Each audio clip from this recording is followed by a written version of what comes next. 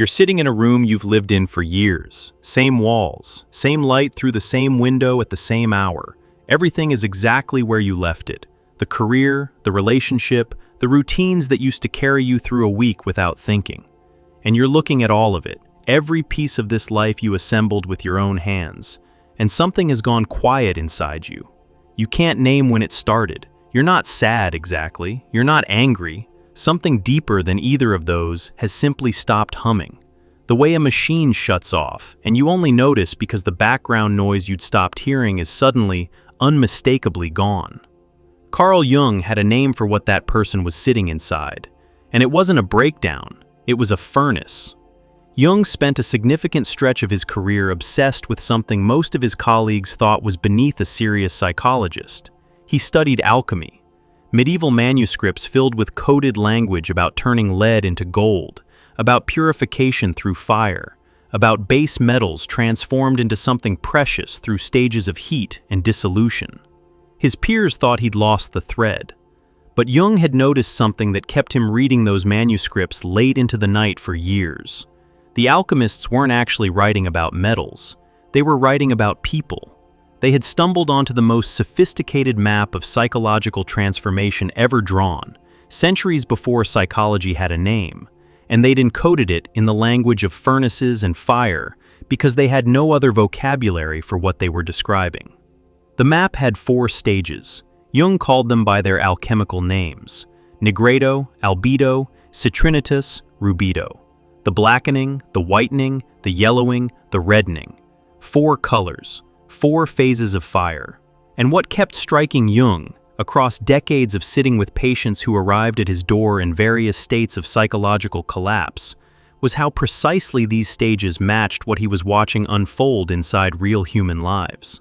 The people who were falling apart, who believed they were broken beyond repair, who couldn't understand why a life that looked fine from the outside felt like it was disintegrating from within. They were inside the furnace. They just didn't know what the furnace was building. Jung himself went through it. In 1913, at the peak of his professional reputation, he entered a period he later described as a confrontation with his own unconscious, so destabilizing that he genuinely questioned whether he'd survive it psychologically. For nearly 4 years, the man who would become one of the most influential minds in the history of psychology felt like he was coming undone. He filled journals with images and dialogues that poured from somewhere he couldn't control. He questioned his sanity with a regularity that would have alarmed anyone who knew. And what came out the other side of that period, the insights, the frameworks, the understanding of how human beings actually transform, became the foundation for everything he taught for the rest of his life. He'd been inside the furnace.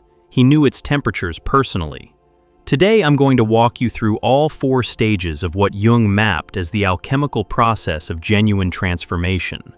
What each one feels like from the inside, what's actually happening to your psyche beneath the surface experience, why each stage gets misread by almost everyone around you, and what these 4 phases collectively produce when a person can survive the full cycle.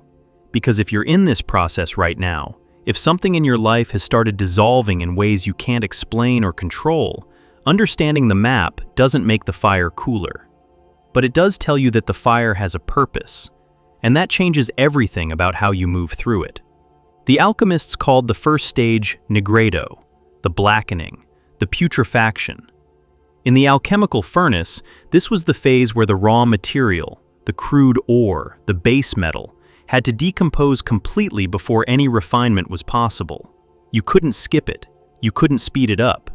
The material had to break down into something unrecognizable before the process could extract what was valuable from what had to be burned away.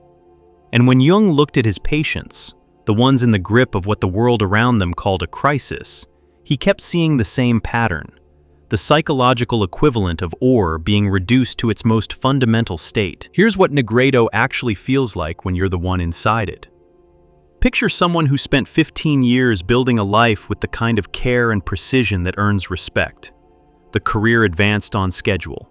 The relationship looked solid from every angle that mattered to anyone watching. The routines were maintained, the obligations met, the social identity polished to a finish that got approving nods at every gathering.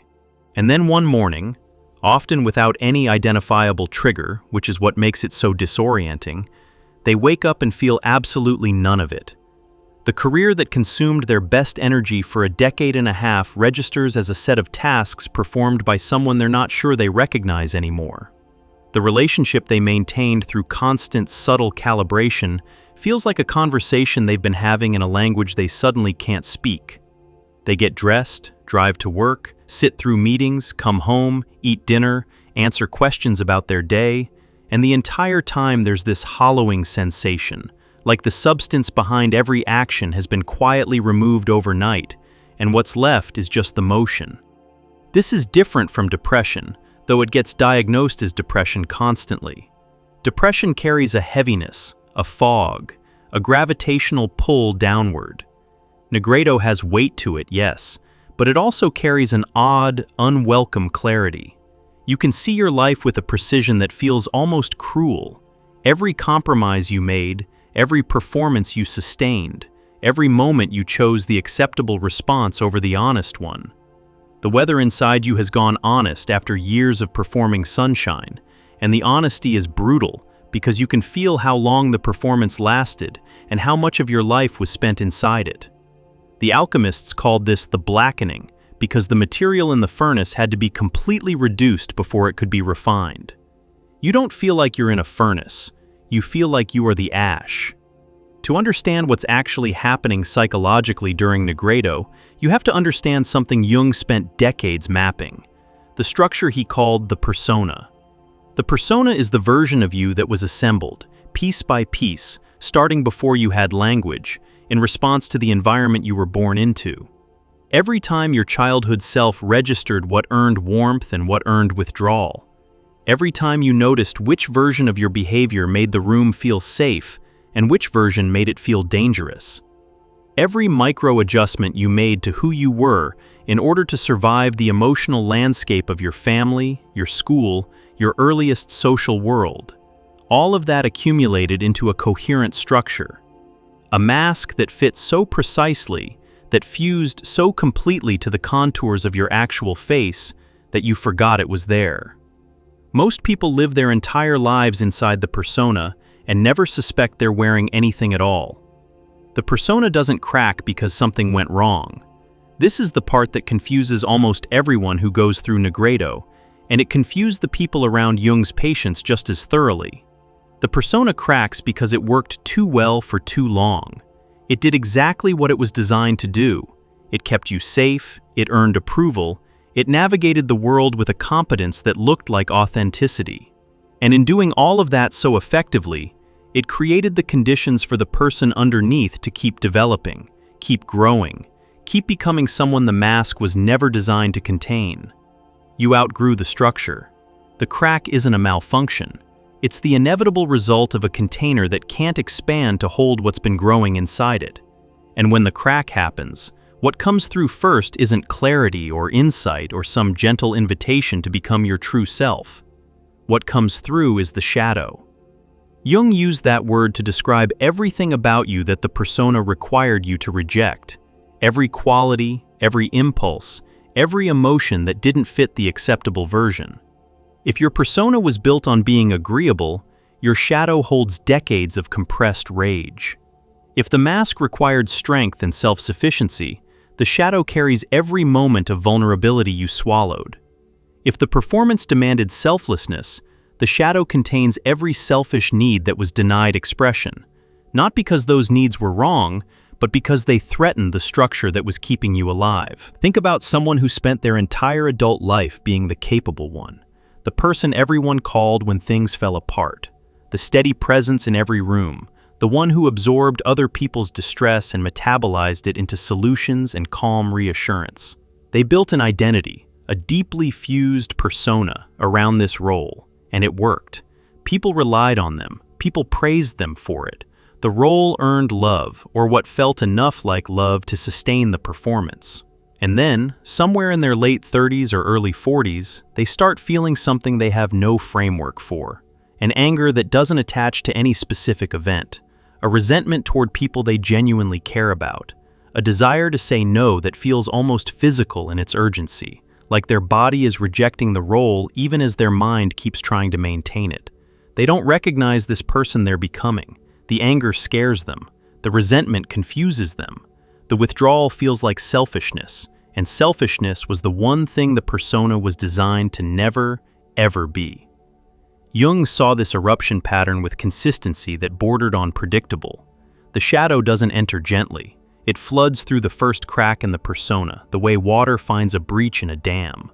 And everything that comes through feels threatening precisely because it's been denied for so long that it arrives without form, without nuance, without the kind of gradation that comes from emotions being felt regularly over time. The rage isn't proportional because it's not responding to today's frustration. It's carrying decades of swallowed frustration behind it. The grief isn't about any particular loss. It's the accumulated weight of every moment the persona prevented genuine feeling. The desires that surface feel foreign because they were exiled before they could develop into anything the person recognizes as their own.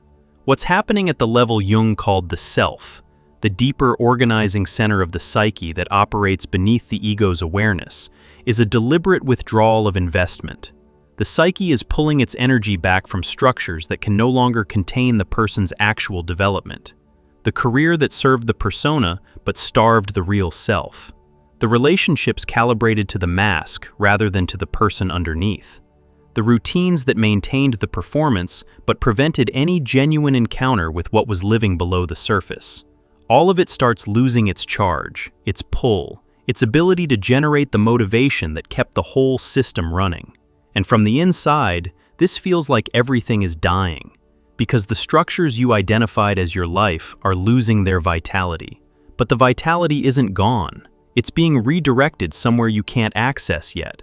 The people around someone in nigredo almost always make things worse, and they almost always do it with the best intentions.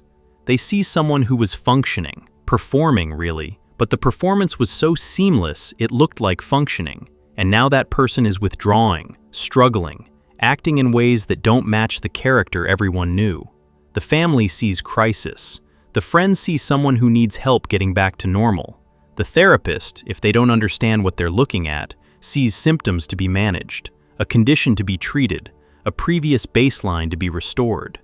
And this is where Jung's observations get uncomfortable, because what he kept finding was that the person going through nigredo was usually the healthiest person in the system.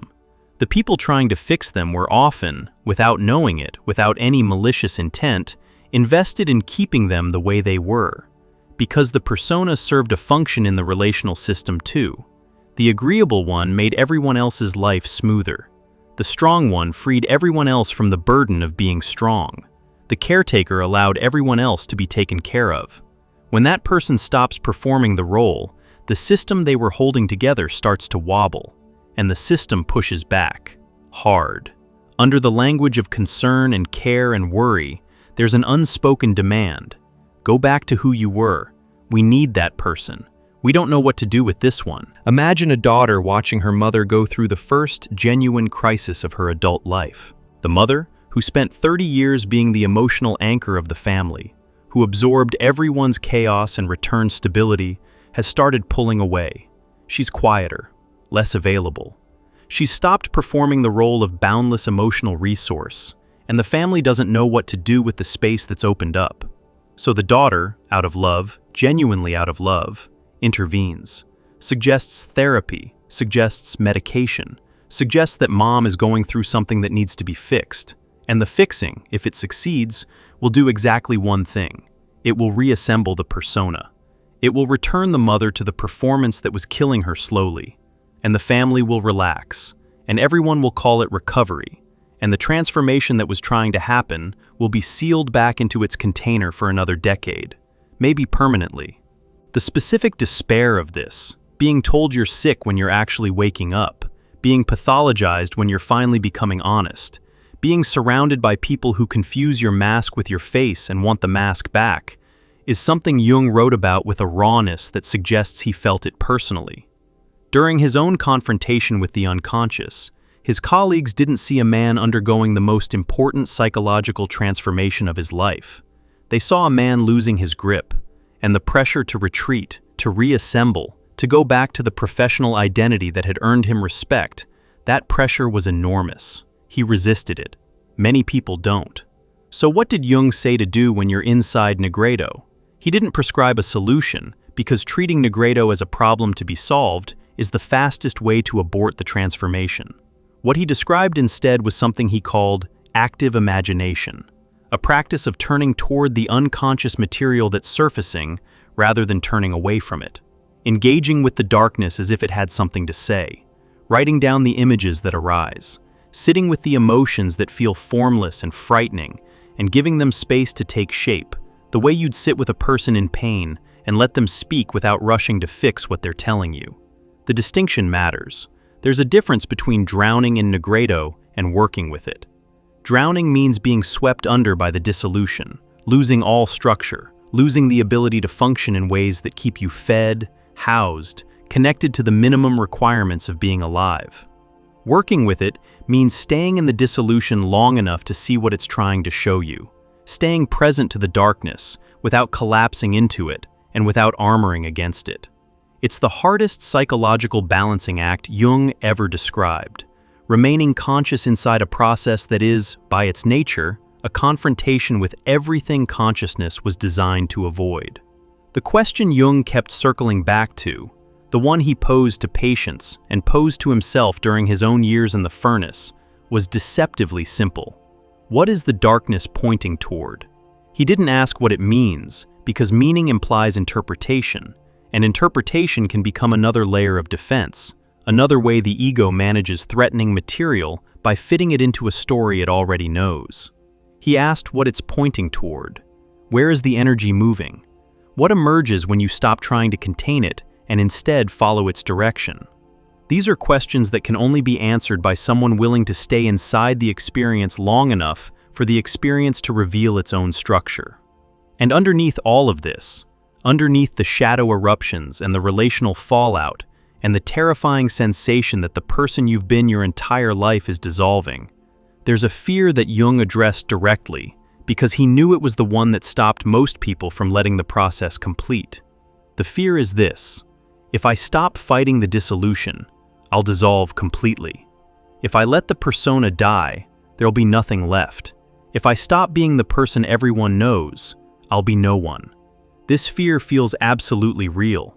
It feels like a survival warning from the deepest part of you, a signal that to let go any further would be to fall past the point of return. Jung's response to this fear was grounded in decades of watching what actually happened to people who let the process continue. The psyche, he observed, does not initiate a nigredo in someone who lacks the psychological resources to survive it. The furnace doesn't take material it can't work with. The very fact that the dissolution is happening, the fact that the persona cracked, that the shadow is surfacing, that the old structures are losing their hold, is evidence that the deeper self has assessed the situation and determined that this person is ready. You don't feel ready. Readiness in this context has nothing to do with how you feel. It has to do with what the self knows about your capacity to survive being rebuilt from the foundation up.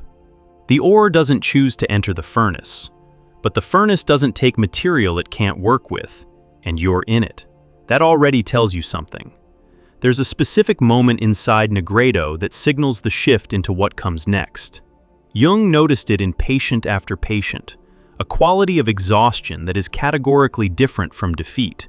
Defeat carries collapse in it, a giving up that moves toward numbness. This exhaustion is more like what happens after a fever breaks. The body is spent, the fight is over. But the thing the body was fighting has passed through, and what's left is a stripped-down rawness that carries, against all expectation, the faintest trace of clarity. You wake up one morning and the darkness hasn't lifted, but it has somehow changed texture, less like drowning, more like lying at the bottom of deep water and being able to see light somewhere impossibly far above you. Not close enough to reach, but present enough to alter the quality of the dark. That light is the albedo, and what it asks of you is the most difficult thing the entire process requires. The albedo, the whitening, is the stage the alchemists associated with purification, with washing, with the first emergence of reflected light after the long dark of the nigredo. In the furnace, this was the moment the crude blackened material began to show something beneath the char. A surface appeared, something could be seen, and what could be seen, for the first time, was the actual nature of the material being worked on. From the inside, albedo feels nothing like relief. That's the first thing that catches people off guard. You'd expect that after the acute darkness of nigredo, after the dissolution, the hollowing, the sense that everything you were has been reduced to ash, the next phase would feel like breathing again. And there is a kind of breathing that happens. The suffocating quality lifts, the relentless pressure eases. But what replaces it is more disorienting than the darkness was, in its own particular way. Because now you can see yourself. Maybe for the first time in your adult life, you can actually see the person you've been, with a clarity that has no performance in front of it, no persona softening the edges. And what you see is the person who made the choices the persona was designed to keep you from recognizing. The staying when you knew you should have left, the silence when something in you was screaming, the decades of small daily betrayals of your own instincts, each one so minor it barely registered at the time, all of them accumulating into a life that looked right from every angle except the one that mattered, the view from inside your own chest. The emotional tone of albedo is something like standing in a room where all the furniture has been removed. The room is real, the space is honest. You can see the dimensions of the place you've been living, maybe for the first time without anything blocking the view. And it's terrifying in a way that's completely different from the terror of nigredo. Nigredo's terror was the darkness itself, the dissolution, the loss of structure. Albedo's terror is the visibility. You can see, and you can't stop seeing. Jung identified this phase as the stage of reflection in the most literal sense, the psyche turning its gaze on itself with an honesty that the persona had spent decades preventing. And the mechanism through which this happens is one of the most uncomfortable processes in all of analytical psychology. It has to do with what Jung called projection. During the persona years, during all those decades of performing an acceptable version of yourself, everything about you that didn't fit the mask had to go somewhere. It couldn't be acknowledged internally, because acknowledging it would threaten the persona's coherence. So, it went outward. It got attached to other people. Your unacknowledged anger became someone else's hostility. Your suppressed ambition became someone else's selfishness. Your denied hunger for recognition became someone else's narcissism. Every quality you couldn't own in yourself you saw, clearly, vividly, with absolute certainty, in the people around you. And you responded to those people as if they were the source of the quality. You fought it in them. You judged it in them. You built entire narratives about who they were based on the parts of yourself you'd exiled into their image. Albedo is when the projections start coming home. One by one, like birds returning to a roost you forgot you'd built, the qualities you placed onto other people begin revealing themselves as yours. The pattern doesn't announce itself with fanfare. It's quieter than that and more devastating. You're replaying a conversation, maybe an old argument, maybe a relationship that ended years ago, and for the first time you catch something you couldn't have caught before the persona cracked. You see your own fingerprints on the dynamic. You see the way your withdrawal provoked the very pursuing you resented. You see how your silence wasn't patience, it was punishment. You see the thread running through every relationship you described as something that happened to you, and the thread isn't the other person's pathology. The thread is yours. Jung knew this was the stage where people either deepened into genuine transformation or retreated into a more sophisticated version of self-deception. Because seeing your own participation in the patterns that hurt you is a particular kind of agony. The victim narrative, the story in which you were the one things were done to, has a function. It protects you from the unbearable recognition that you were also doing, that you chose, that you stayed, that you enabled, that you repeated.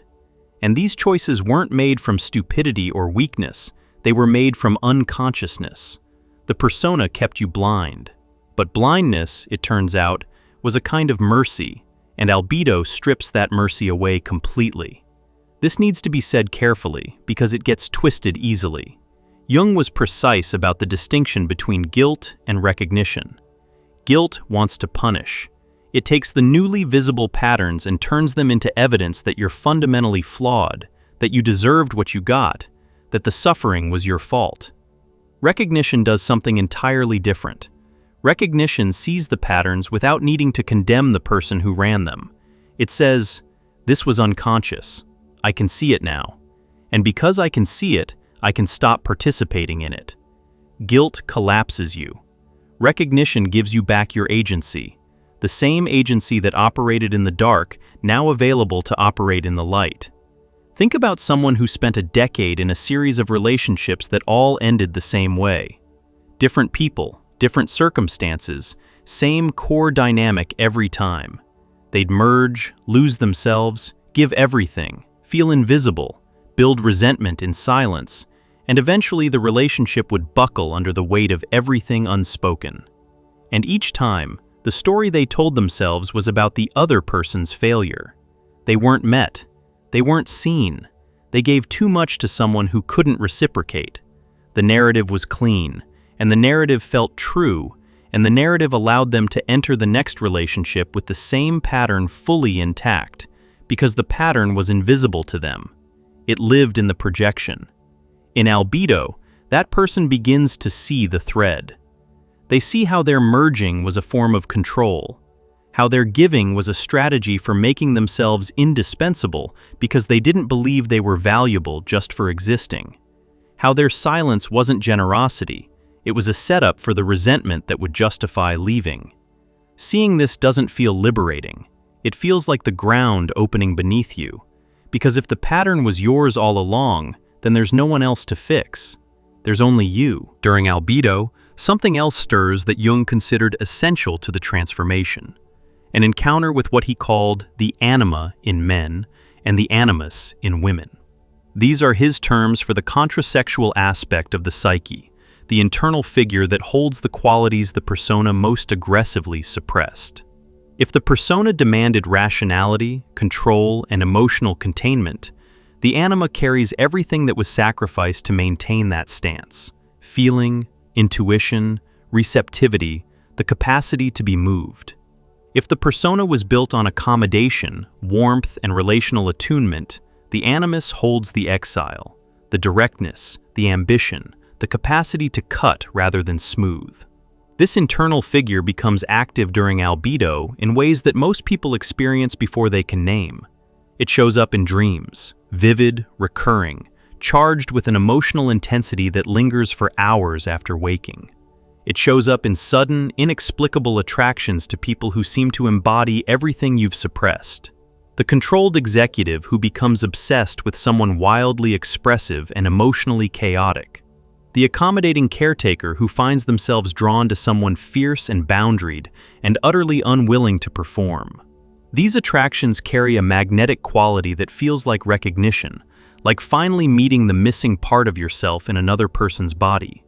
And they usually end in wreckage, because what's happening isn't really about the other person. The other person is a screen onto which your own unlived qualities are being projected with the full force of decades of suppression behind them. The relationship fails, or it never quite begins. And the failure is disorienting because the pull felt so real, so certain, so different from everything that came before. But the dissolution of that projection is the actual work. The question the encounter is posing has nothing to do with the other person. It's asking, what part of yourself is this person showing you? What quality have you exiled so completely that you can only experience it by falling in love with someone who carries it? Jung called albedo the phase that required the most sustained stillness, and he meant a particular kind of stillness, a distinction that matters. He didn't mean the stillness of someone waiting for the pain to pass. He meant the stillness of someone who has turned to face the mirror and is refusing to look away, even though what the mirror shows keeps getting harder to see. The difference between enduring the silence and working within it is the difference between someone sitting in a dark room waiting for the lights to come on and someone whose eyes are slowly adjusting to what the darkness has been hiding. The danger at this stage is subtle. and Jung watched it play out often enough to write about it with visible frustration. Many people, when the acute darkness of nigredo lifts and this new stripped-down clarity arrives, confuse the clarity with arrival. They think the lifting of the blackness means the work is done. They've seen themselves honestly, they've had the insights, they understand their patterns now. So they re-enter the world with their newfound self-awareness and promptly use it to build a more sophisticated version of the old persona. They become the person who's done the work. They speak the language of shadow and projection and individuation. They reference their transformation in conversations.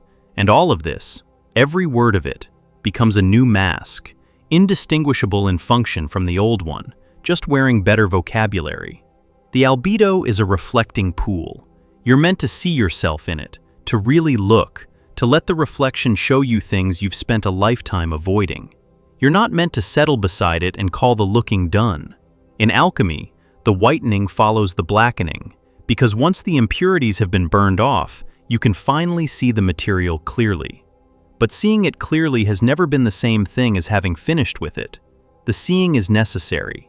The seeing is a breakthrough, and the seeing is preparation for what comes next. If what you've been hearing is landing somewhere real, if you recognize yourself somewhere in the blackening or the whitening, in the dissolution or the strange, stripped clarity of seeing yourself honestly, maybe for the first time, we've built something for exactly this point in the journey. It's called True Self-Discovery. 24 reflection exercises drawn directly from Jung's work, designed to help you find your footing while the ground is still shifting beneath you. The link is below. We'll be here when you get back. Because there's a third stage that almost nobody talks about, and what it introduces is the thing that makes everything before it worth surviving. Most treatments of Jung's alchemical stages skip citrinitas entirely. They move from the whitening straight to the reddening, as if the process jumps from painful clarity to integrated wholeness without anything in between. Even Jung himself treated this stage as somewhat transitional in his early writing.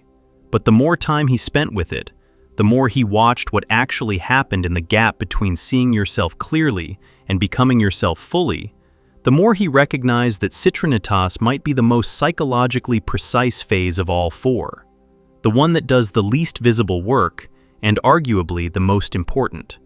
The alchemists called it the yellowing, the dawning, the color of the first light that appears at the edge of a sky that has been dark for a very long time. If nigredo was the night and albedo was the moon, cold light, reflected, revealing but not warming, then citrinitas is the first thin line of sun along the horizon. And anyone who has ever watched an actual dawn after staying awake through an actual night knows that the first light doesn't feel like rescue, it feels blinding. Your eyes adjusted to the darkness. They learned to work with what the dark provided, and now the light is changing everything again, and the adjustment is its own form of disorientation. What citrinitas introduces psychologically is something the person in the furnace may not have felt in years, or possibly ever. Desire that originates from the actual self. This sounds simple. It is the furthest thing from simple, because every desire the person has experienced up to this point was filtered through the persona. The ambitions that drove them were inherited, from parents, from culture, from a survival system that learned early what kind of wanting was rewarded and what kind of wanting was dangerous. The goals they pursued were calibrated to produce approval, security, belonging. Even the things they thought they loved were often things they'd been conditioned to value, preferences that looked like personality but were actually compliance. In citrinitas, something different starts moving. A want that doesn't come from the surface. It arrives from somewhere beneath the rubble of the persona, beneath the newly visible patterns of the albedo, from a place the person didn't know they had access to. And this want is quieter than anything the persona ever generated. The persona's desires were loud, urgent, anxious, tied to timelines and external validation. This new desire doesn't shout, it hums. It carries a certainty that has nothing to do with logic and everything to do with alignment, like a compass needle settling after a long period of spinning. The confusing part, and Jung noted this with something close to amusement, is that the desires emerging in citrinitas almost never match what the persona was built to pursue. The person who spent 20 years in corporate leadership feels a pull towards something quiet and manual, working with their hands, building something they can touch.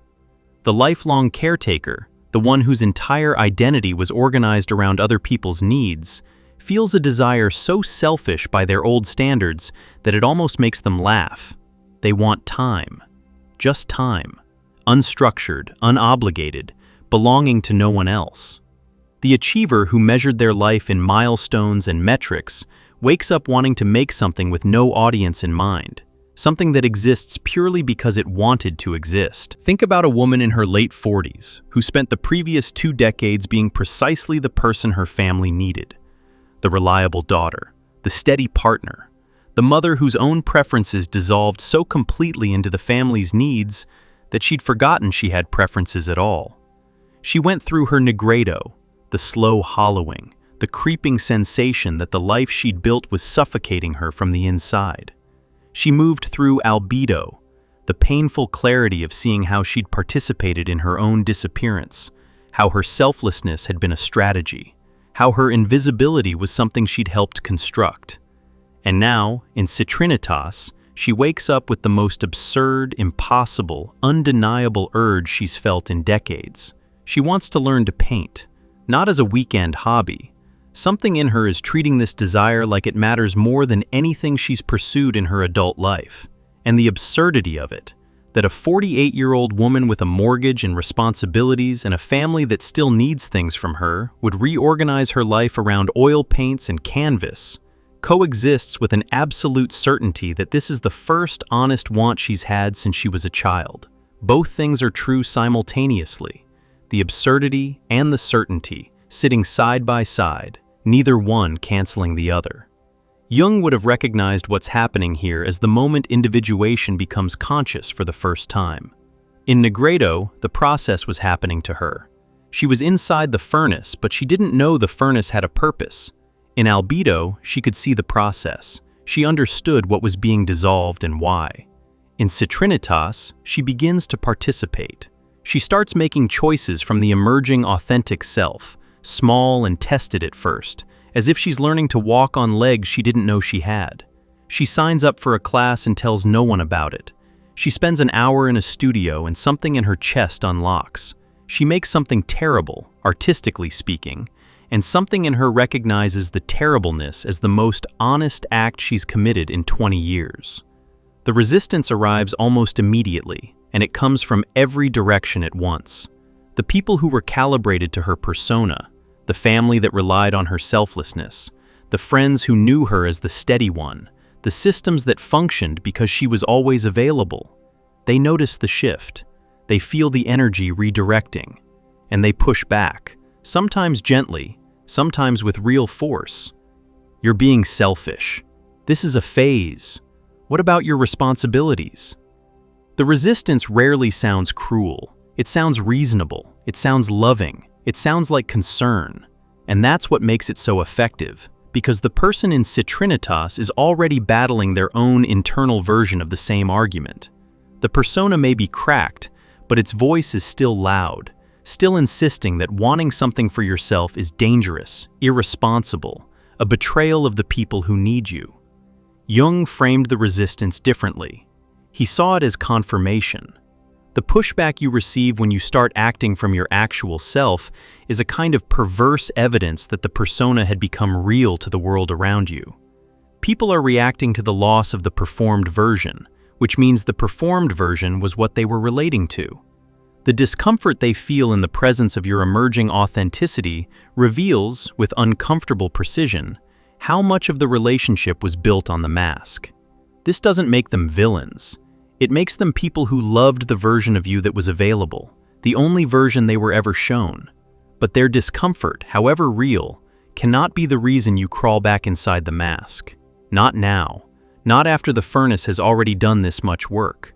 Citrinitas carries a quality that distinguishes it from everything that came before, a growing sense of orientation. You're not there yet. The wholeness hasn't consolidated.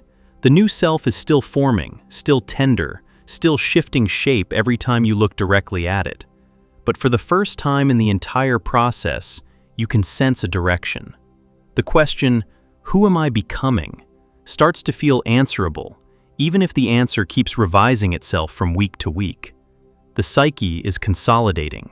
The material that was dissolved in nigredo and reflected in albedo is beginning to cohere into something with its own internal logic, its own gravitational pull, its own quiet insistence on existing. In the furnace, this is the moment the refined metal first shows its color.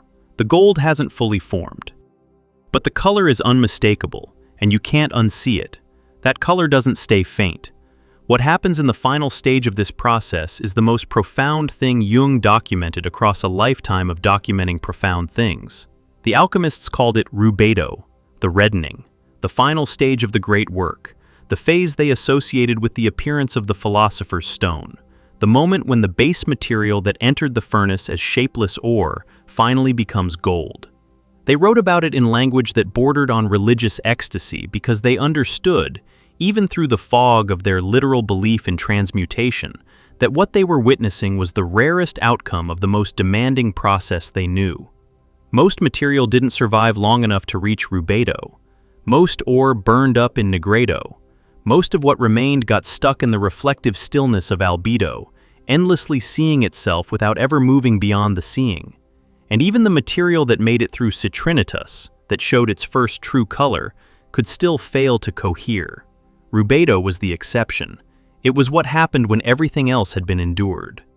Jung carried this framework into his understanding of the human psyche with the same sense of rarity the alchemists held. He didn't describe rubedo as a state that most people reach. He described it as a possibility, one that required the full, unshortcutted passage through every stage that preceded it. And he was careful, sometimes frustratingly careful, about how he framed what rubedo actually produces. Because the temptation to romanticize it, to turn it into a spiritual achievement or a psychological trophy, is exactly the kind of inflation that prevents the thing itself from taking root. So let's be precise about what rubedo is. It's the consolidation of everything the previous three stages dissolved, reflected, and began to cohere, into a lived, embodied wholeness that functions in the world differently than the persona ever did. The word wholeness needs to sit without decoration for a moment, because it doesn't mean what the wellness industry has trained you to think it means. It doesn't mean healed in the sense of fixed, restored, returned to some original factory setting. It means everything is present. The darkness and the light, the shadow qualities that nigredo surfaced and albedo forced you to look at, and citrinitas began weaving into something directional. All of it is here, in the room, acknowledged, integrated, available. Wholeness means nothing has been exiled anymore, and that is a fundamentally different way of being a person. If nigredo was the ore entering the furnace, and albedo was the ore seeing itself clearly in the heat, and citrinitas was the first emergence of refined metal showing its color, then rubedo is the gold. But gold as a quality of being, not as an object to display. Gold as the way someone moves through their life when they've stopped hiding from any part of themselves. The warmth, the weight, the conductivity of a person who has nothing left to perform because there's nothing left they're trying to keep out of view. Jung distinguished carefully between what he called the ego and the self, and rubedo is where that distinction stops being theoretical and starts being felt. The ego is the organizing center of your conscious identity, the part of you that says I, that makes plans, that navigates social situations, that knows your name and your preferences and your role in the systems you belong to. The ego is necessary. You can't function without it. But for most people, the ego is also the entirety of their psychological identity. They live as if the ego is all there is, and everything the ego can't contain, the shadow, the unconscious, the deeper patterns and longings and capacities, gets suppressed or projected or simply ignored. The self, in Jung's framework, is the totality. It includes everything, the ego and the shadow, the conscious and the unconscious, the performed identity and the authentic one, the light qualities and the ones you spent your whole life hiding. The self is the whole psyche, not just the polished fraction the ego was willing to claim. And in rubedo, something shifts in the relationship between these two centers. The ego stops being the commander. It becomes more like a vehicle, still functional, still necessary for navigating daily life, still the part of you that remembers your appointments and pays your bills and knows how to talk to strangers at a gathering. But it's no longer convinced it's running the show. There's a deeper center of gravity operating now, and the ego has learned, through the fire of nigredo, the mirror of albedo, the dawning of citrinitas, to defer to it. What this produces in daily life is difficult to articulate because it doesn't look dramatic from the outside. The person in rubedo isn't radiating enlightenment. They're not performing serenity. They carry a quality of groundedness that doesn't depend on external circumstances cooperating. They can sit with uncertainty without spiraling. They can receive criticism without shattering. They can experience loss without losing themselves inside it. They're still affected by difficulty. Rubedo doesn't produce invulnerability, and anyone claiming it does has confused individuation with dissociation. But the difficulty moves through them differently now. It lands, it's felt, and it passes without dismantling the foundation. Because the foundation is no longer the persona, which was always one strong blow away from cracking.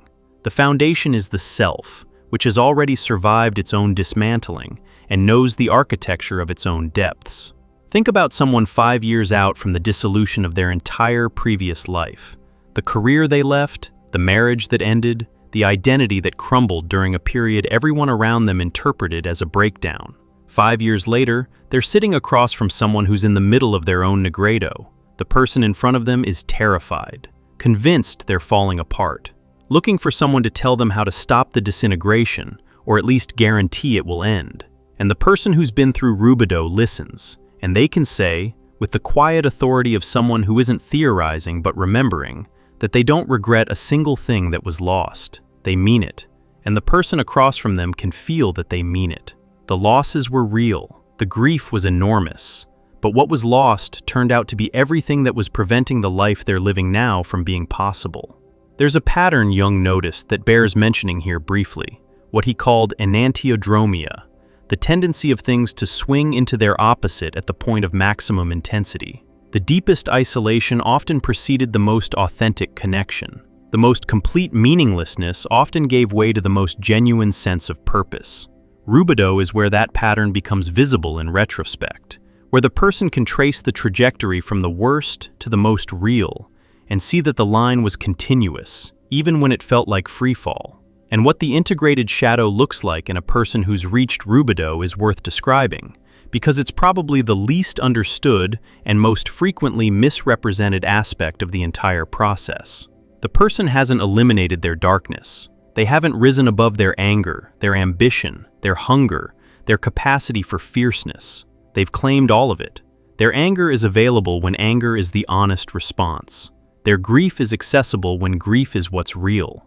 Their selfishness, the ability to choose their own needs over someone else's expectations, is no longer in exile, no longer dressed up in guilt and apology. Everything the persona suppressed is back in the room. And instead of that being dangerous, which is what the persona always feared, it's the very thing that makes the person trustworthy. Because you always know where you stand with someone who isn't hiding anything from themselves. One of the most observable changes in rubedo is how the person relates to other people. The persona related through need. Every connection, no matter how it was narrated, carried an undercurrent of transaction. I'll be what you need if you confirm that I'm what I'm performing. I'll maintain this version of myself if you validate it. I'll give you my agreeability, my caretaking, my steadiness, my humor, my whatever the persona was built from, and in exchange, you'll give me the thing I can't give myself. The assurance that the performance is convincing. The individuated self relates differently. The transaction is gone, and what replaces it is something rarer, genuine meeting. Two people actually seeing each other, without the filter of what each one needs the other to confirm. Someone who's moved through rubedo can be present with another person without managing the interaction.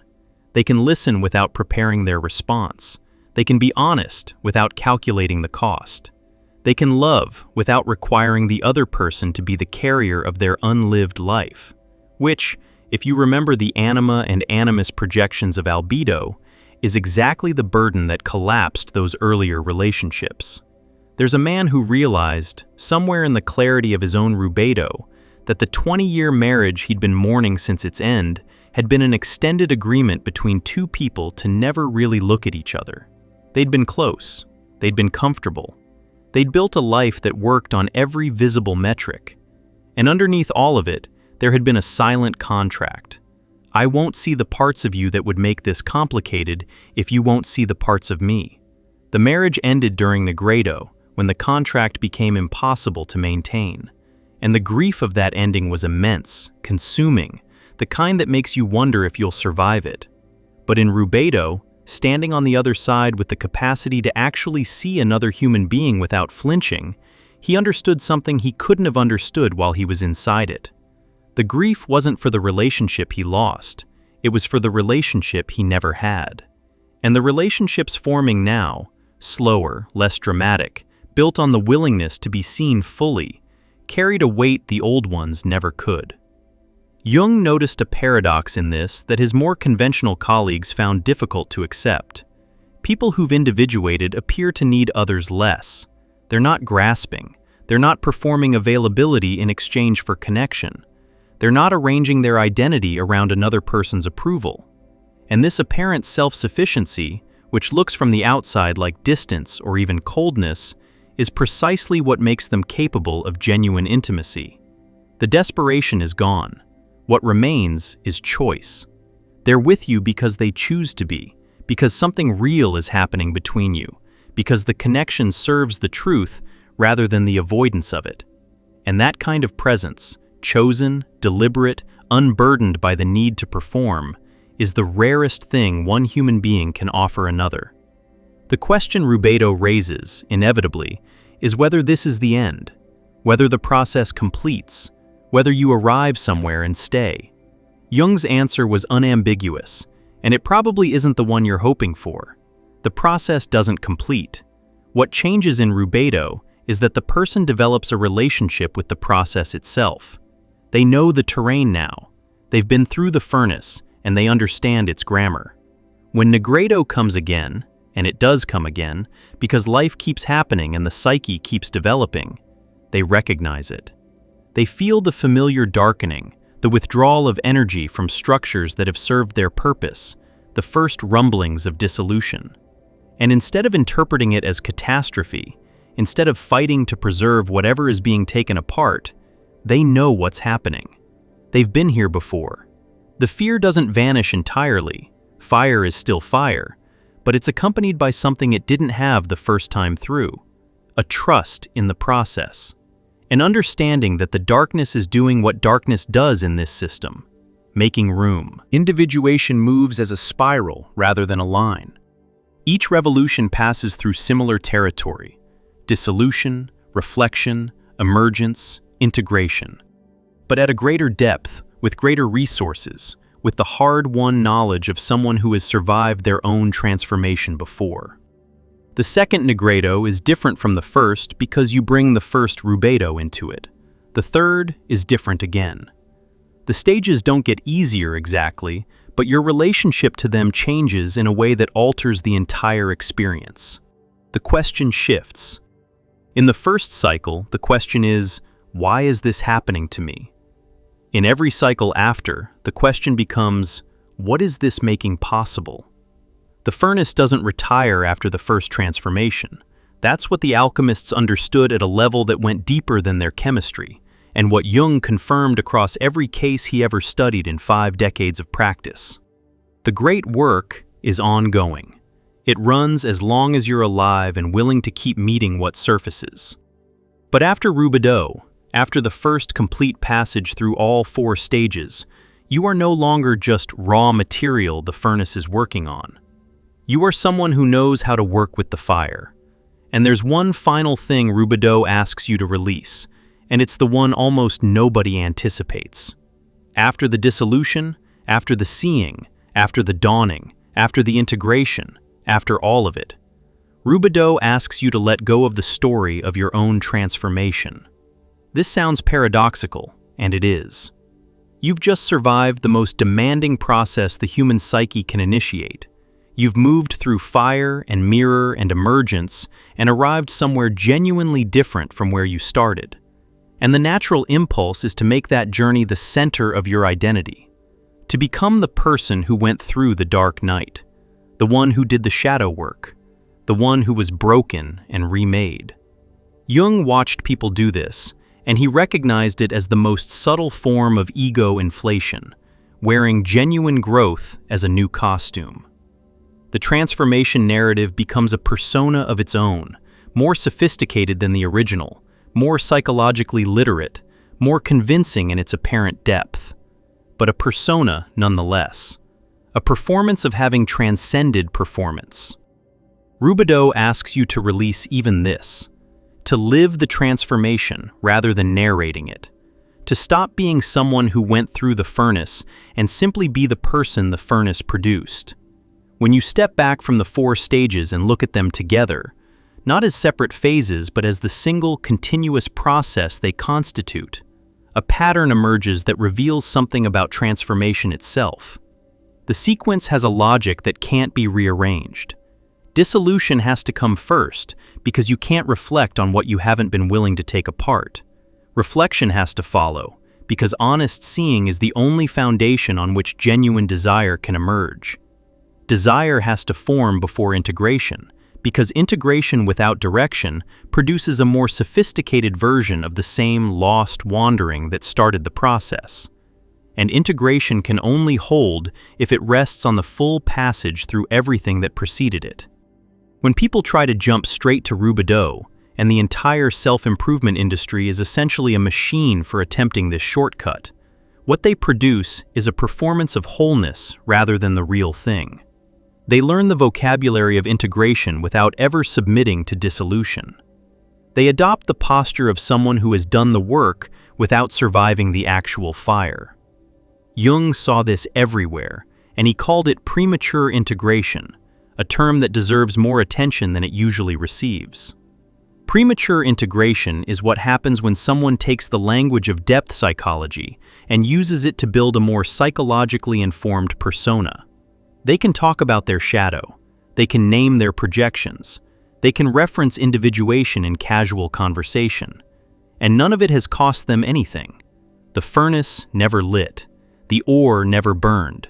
The gold they're displaying is paint. The cultural pressure to bypass the earlier stages is enormous, and it comes from every direction. The wellness industry sells rubedo as product. The self-help marketplace promises transformation without the dissolution that transformation requires. Social media rewards the appearance of depth while punishing the actual mess of living through it.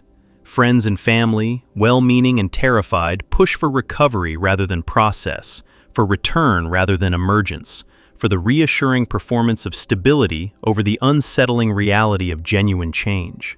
And all of this pressure points in the same direction. Skip the furnace. Get the gold without the fire. Arrive without traveling. If you're in any of the earlier stages right now, if you're in the blackening, with everything that used to make sense dissolving around you, or in the whitening, staring at your own patterns with an honesty that makes you want to look away, or in the yellowing, feeling the first tentative pull of desires you don't yet have the courage to follow, you are where you need to be. The fact that it doesn't look like progress from where you're standing is the most predictable feature of the entire process. Nigredo never looks like progress from inside nigredo. It looks like failure. It looks like proof that something is deeply, irreparably wrong. And it is the single most necessary stage of the most profound transformation your psyche is capable of initiating. The alchemists were right about one thing above everything else they debated and theorized and argued over across centuries of cryptic manuscripts and coded diagrams. The transformation they were describing, the one Jung decoded and reframed in psychological language, is the most valuable thing a human being can undergo. Valuable in the way that only things which cost everything can be valuable, because it doesn't produce a better, shinier version of the person who entered the furnace. It produces a real one.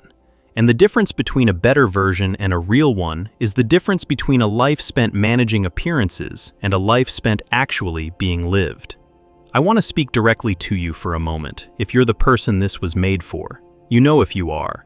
You're the one who's been listening to this and recognizing pieces of your own experience in the stages I've been describing. You're the one who's been trying to figure out whether you're in a breakdown or a transformation, and the honest answer is that from the inside, they feel almost identical. The people around you who haven't been through this don't have the language for what you're inside. They see the surface, the withdrawal, the confusion, the way your old life is rearranging itself in ways that look alarming, and they interpret it through the only framework they have. Something is wrong. Something needs to be fixed. You need to get back to who you were, but you can't get back to who you were. And knowing that, holding that knowledge in your body even when you can't explain it to anyone, is one of the loneliest forms of certainty a person can carry. What I can offer you is this: the ability to locate yourself in the process, to name which stage you're in right now. Naming it won't make it easier. Nigredo doesn't become less dark because you have a word for it. Albedo doesn't become less confronting because you understand the mechanism. But naming it does something that matters more than comfort. It removes the specific terror of believing you're simply failing at life. You're not failing. You're in the furnace, and the furnace is doing what it does. You are inside the most sophisticated transformation process the human psyche is capable of producing. The alchemists spent their entire lives trying to understand it. Jung spent his entire career watching it happen in every patient who was willing to stay in the fire long enough to see what the fire was making. And what both traditions keep pointing toward, what everything in this lineage of understanding converges on, century after century, case after case, is this: the furnace was never the enemy. The furnace is the method. And what it produces, when the full process is honored, when no stage is skipped or shortcutted or performed without being lived, is the only version of you that was ever going to be able to carry the weight of an actual life. Something is being forged. You can feel it, even if you can't see its shape yet. Stay in the process. Let it work. If you're somewhere inside this right now, in the blackening or the whitening, or the first strange light of something you don't have a name for yet, we built something for exactly the ground you're standing on. It's called True Self-Discovery. 24 reflection exercises rooted in Jung's approach to individuation, designed for people who are in the furnace and want to stay conscious while the fire does what it came to do. A way to work with the process instead of just surviving it. Click below to get True Self-Discovery.